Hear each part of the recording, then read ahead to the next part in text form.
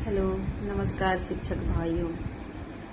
अभी अभी जो एक वीडियो वायरल हो रहा है, एक मैडम है जिन्होंने कहा है कि उनका चयन बीपीएससी द्वारा हुआ है और उनका कहना है कि नियोजित शिक्षक योग्य नहीं है।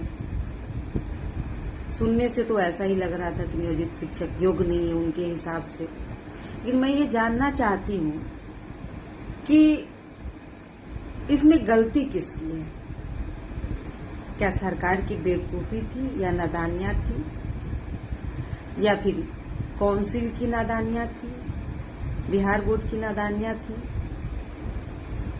या यूनिवर्सिटी बेवकूफ थे जिन्होंने सबको जो है प्रमाण पत्र निर्गत किया। मैडम का कहना था कि उनका चयन मुखिया द्वारा हुआ गया।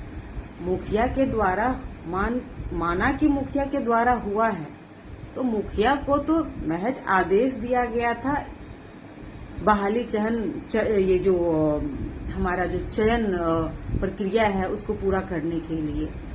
इसमें मुखिया की क्या भागीदारी है? क्या मुखिया के चयन करने से ये साबित हो जाता है कि नियोजित शिक्षक योग्य नहीं है?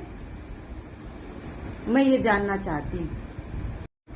मैं जानना चाहती हूँ कि क्या ये कहना उचित होगा कि हम योग्य नहीं हैं?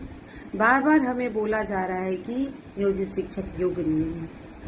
किस आधार पे बोला जा रहा है कि हम योग्य नहीं हैं? शिक्षकों को अलग अलग श्रेणी में बांट दिया गया है। टीईटी शिक्षक, बीपीएससी शिक्षक, नियोजित शिक्षक, रेगुलर टीचर। मतलब क्या है ये? क्या करना क्या चाहते हैं सरकार? इसके पीछे सरकार की मंशा क्या है? हमें तो आज तक समझ में नहीं आई है। आखिर सरकार क्या चाहती है?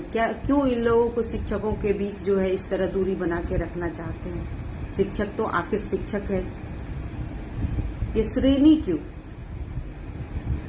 इस तरह से आज जो है इस तरह का सवाल उठाया जा रहा है कि नियोजित शिक्षक योग्य नहीं है। हमेशा से जब से बहाली हुई है नियोजित शिक्षक की, तब से ही इस तरह की बात हो रही है कि नियोजित शिक्षक योग्य नहीं है।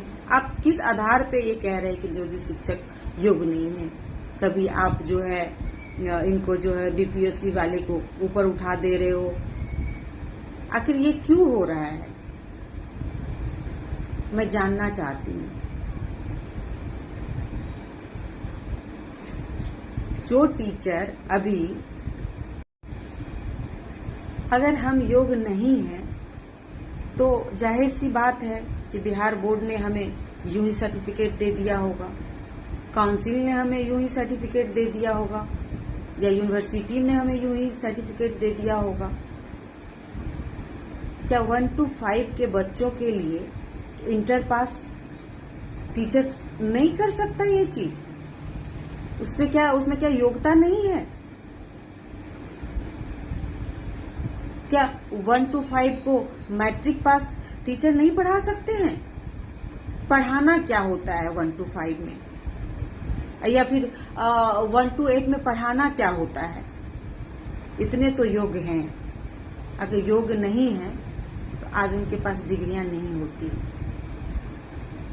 तो प्लीज आप लोग से रिक्वेस्ट है, ये जो भेदभाव आपने कर रखा है ना, बीपीएससी, नियोजित, टीईटी, ये सबको बंद कीजिए। हम शिक्षक हैं, शिक्षक, और शिक्षक को ना एक बन के रहना होगा।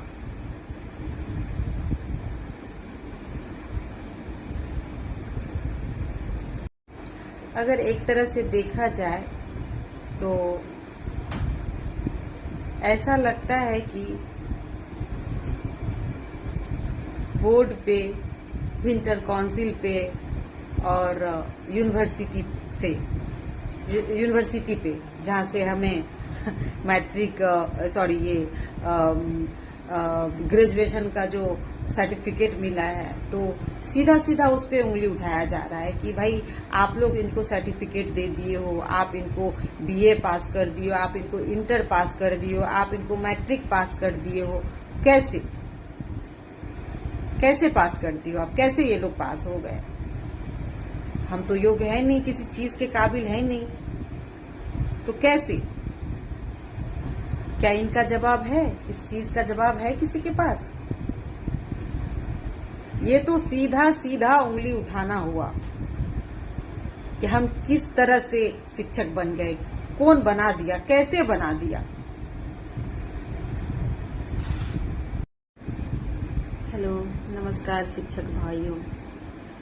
अभी अभी जो एक वीडियो वायरल हो रहा है, एक मैडम है जिन्होंने कहा है कि उनका चयन बीपीएससी द्वारा हुआ है और उनका कहना है कि नियोजित शिक्षक योग्य नहीं है। मैं जानना चाहती हूँ कि क्या ये कहना उचित होगा कि हम योग्य नहीं हैं? बार बार हमें बोला जा रहा है कि नियोजित शिक्षक योग्य नहीं है। किस आधार पे बोला जा रहा है कि हम योग्य नहीं हैं? शिक्षकों को अलग अलग श्रेणी में बांट दिया गया है, टीईटी शिक्षक, बीपीएससी शिक्षक।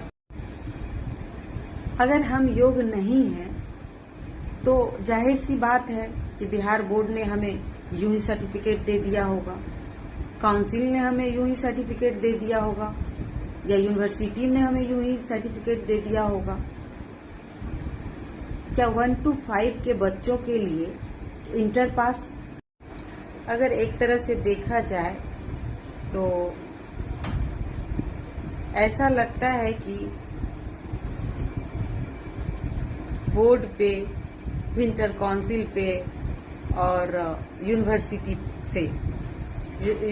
पे, जहाँ से हमें मैट्रिक